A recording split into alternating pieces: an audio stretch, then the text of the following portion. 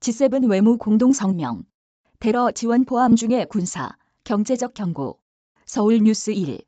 정윤미 기자. 주요 7개국 외무부 장관들이 18일 지난 4월 13일 북한이 고체 연료 대륙간 탄도미사일이라고 주장하는 것을 포함해 전례 없이 많은 불법 탄도미사일 발사를 감행한 것에 대해 강력히 규탄한다고 말했다. G7 외무장관들은 내달 19에서 21일 일본 히로시마에서 G7 정상회의를 앞두고 나가노현 가루이자와에서 3일간 열린 실무회담에서 이 같은 내용이 담긴 공동성명을 이날 최종 채택했다.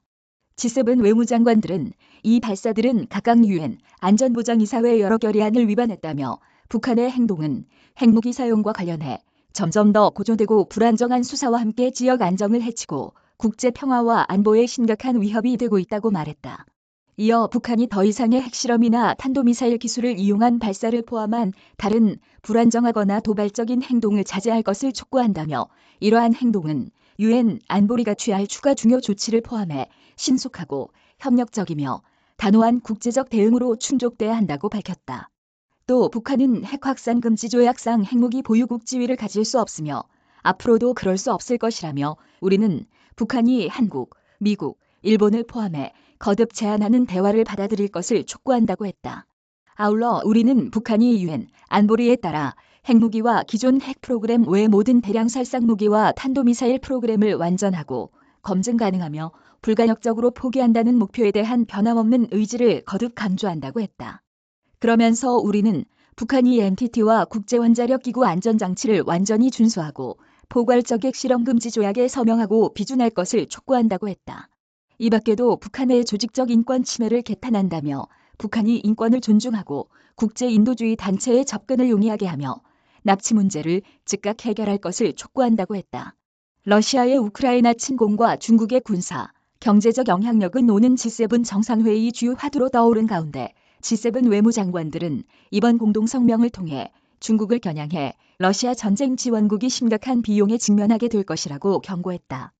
공동성명은 러시아에 무기 또는 기타 지원을 제공하는 국가들에 대한 대응 노력을 늘리고 러시아가 제재를 회피하고 무기를 획득할 수 있도록 돕는 행위를 단속하겠다고 했다. 또 중국이 핵무기 확장을 가속화한다고 비판하고 중국이 투명성과 선의의 무기 통제 혹은 위험 감소 조치 없이 점점 더 정교한 무기 전달 체계를 개발 중이라며 우려를 표했다.